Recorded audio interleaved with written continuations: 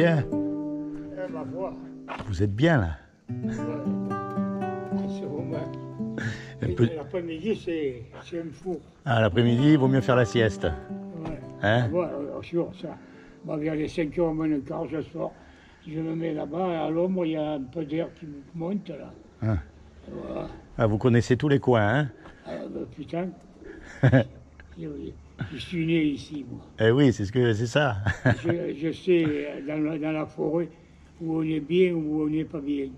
Et encore, les endroits qui restent, Ouais. parce que ça s'est tellement construit partout. Ouais. C'est vrai, hein? Moi, je me rappelle le terrible incendie de 1943. Ouf. Eh ben, j'étais même pas né, moi. J'étais pas né. J'avais 8 ans et demi. Ah, eh ben, T'es né en quelle année? 63.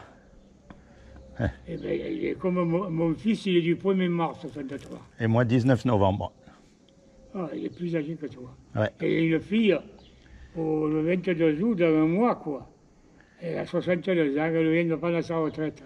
Eh ben, C'est institutrice. ça doit faire drôle d'avoir des enfants qui prennent la retraite. Ah, ben ouais. Hein? Eh oui. Ah, ben. Et si, moi, je suis dans mes 89 ans. Hein. Eh ben, en pleine forme quand même, hein? Ouais, mais j'ai plus bon pied et bon oeil comme avant. Avant, j'avais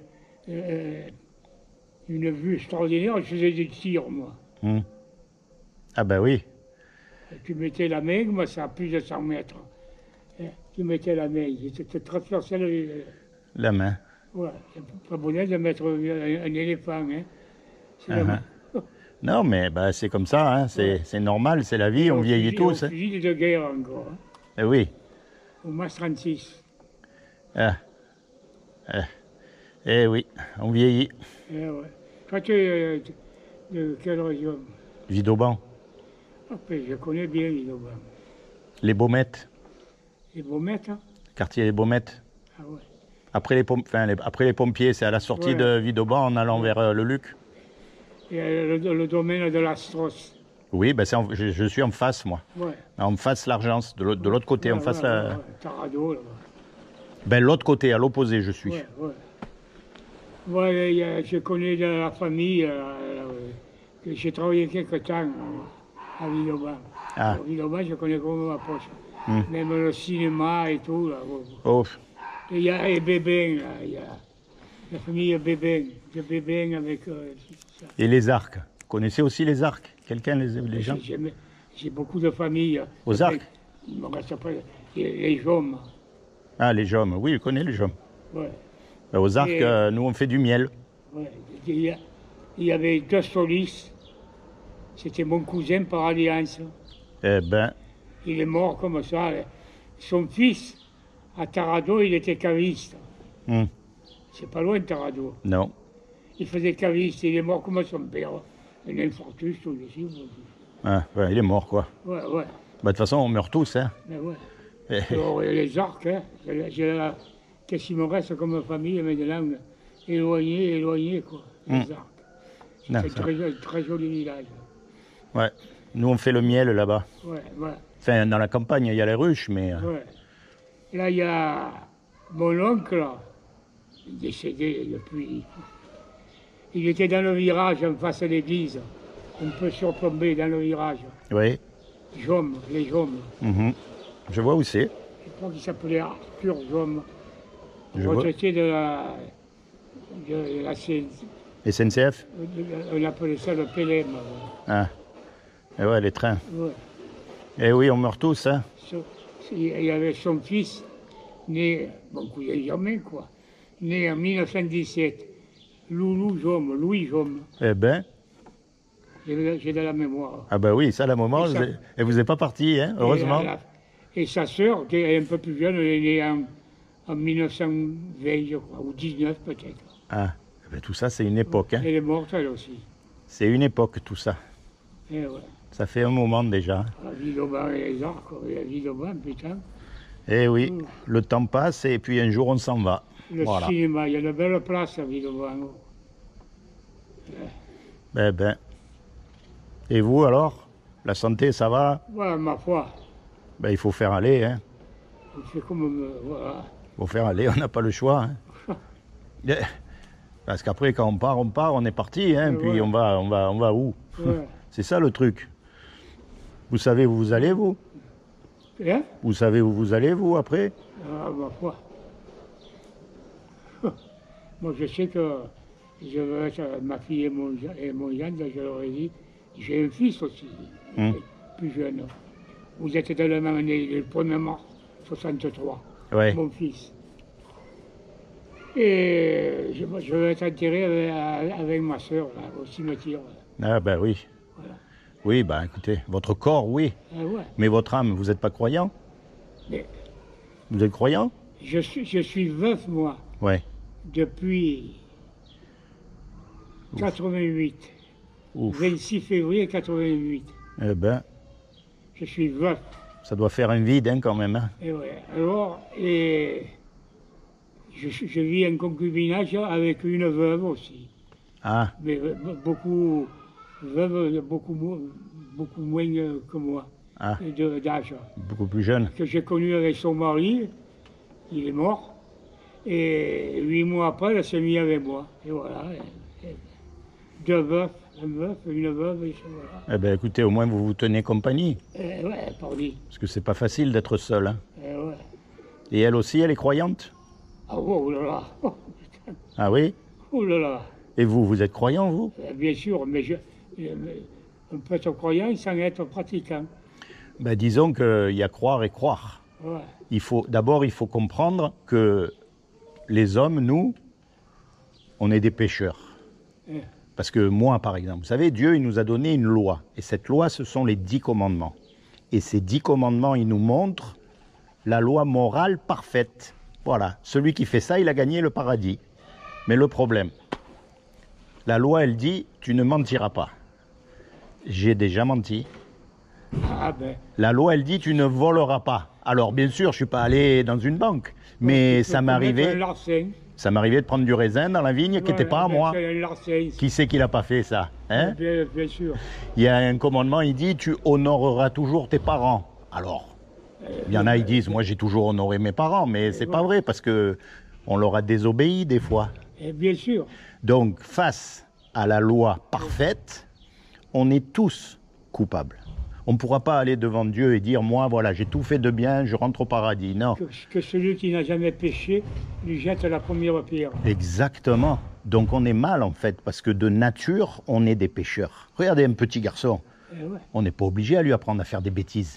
De nature, on sait faire les bêtises. On est d'accord? Mais même les animaux, de tout petits, ils font des bêtises. Pareil. Les chiens ou les chats. Eh ben, surtout les chiens. parce qu'on est conçu dans le péché. Il y a écrit déjà dans le ventre de notre mère, on est pécheur. Et le problème, c'est que quand on est confronté à cette loi, eh ben, Dieu, il va dire coupable. Et si on est coupable, l'enfer pour l'éternité. Et ça, c'est terrible. Parce que c'est ce qu'on mérite tous. Il n'y en a pas un, même le pape, il ne mérite pas d'aller au paradis. Vous croyez qu'il n'a jamais menti? Vous croyez qu'il n'a jamais regardé une femme? Il y en a même un qui a eu des enfants, il a été marié. Oui. Que je ne me rappelle plus le nom. C'est des hommes comme les autres. Et ça c'est la mauvaise nouvelle. C'est le cancer qui nous ronge. On est mal. Mais heureusement qu'il y a une bonne nouvelle dans l'histoire. C'est que c'est Dieu qui a tout créé. On est d'accord. C'est lui qui nous a fait. Et un créateur, ça aime ce que ça crée. Un musicien, il aime sa musique. Un cuisinier, il aime les petits plats qu'il fait. Un paysan, il aime ses vignes. Quand on fait quelque chose, on aime ce qu'on fait. Eh bien, Dieu qui nous a fait, il nous aime. Et donc, il ne veut pas nous punir et nous envoyer en enfer. Donc, il a fait quelque chose pour que vous et moi, malgré qu'on soit coupables, on puisse éviter son châtiment. Eh bien, vous savez ce qu'il a fait? Eh bien, je vais vous dire. Comme il a trouvé aucun homme de parfait sur la terre, eh bien, ce qu'il a fait, il est venu lui-même et il s'est revêtu d'un corps qui est Jésus. Et il a dit, quiconque croit que Jésus est le Fils de Dieu et qu'il est ressuscité des morts, il aura la vie éternelle à mes côtés. C'est une question de foi. Croire que quand Jésus il est mort à la croix, en fait, il est mort à notre place, à votre place, à ma place. Il est mort pour nous parce que c'est le seul, comme il est Dieu, il ne peut pas mentir, il ne peut pas voler, il peut pas. Lui, il est parfait. Eh bien, c'est le seul qui a accompli la loi. Donc, celui qui met sa foi en lui, il sera sauvé. Il y a en Corse toutes les années que ça, il y a une procession, le catenaccio. C'est-à-dire toutes les années, comme ça. Il revêtu de sa cagoule, il porte la lourde croix et il monte aux choses. Oui. Et il chante, pas. Oui, il faut une procession. Le catenaccio. Oui, il faut une procession. Alors c'est drôlement sensé, c'est bien fait, hein, vraiment. C'est bien fait. Le seul souci avec toutes ces choses religieuses, c'est que c'est comme s'ils essayaient de soudoyer Dieu. Ils essayent de l'acheter. Alors que Dieu, il dit non, je vous donne gratuit le paradis. Tout ce que vous avez à faire, c'est à accepter Jésus comme votre sauveur et Seigneur. Et Seigneur. Parce que quelqu'un qui nous a rendu ce service, qui nous a sauvés de l'enfer gratuitement alors qu'on ne le mérite pas. Non mais c'est ça le truc, c'est que lui il est venu, il a dit voilà, vous croyez en moi, vous êtes sauvés, vous n'avez rien à faire. C'est une grâce. Ben, sachant que par exemple, on ne doit pas mentir.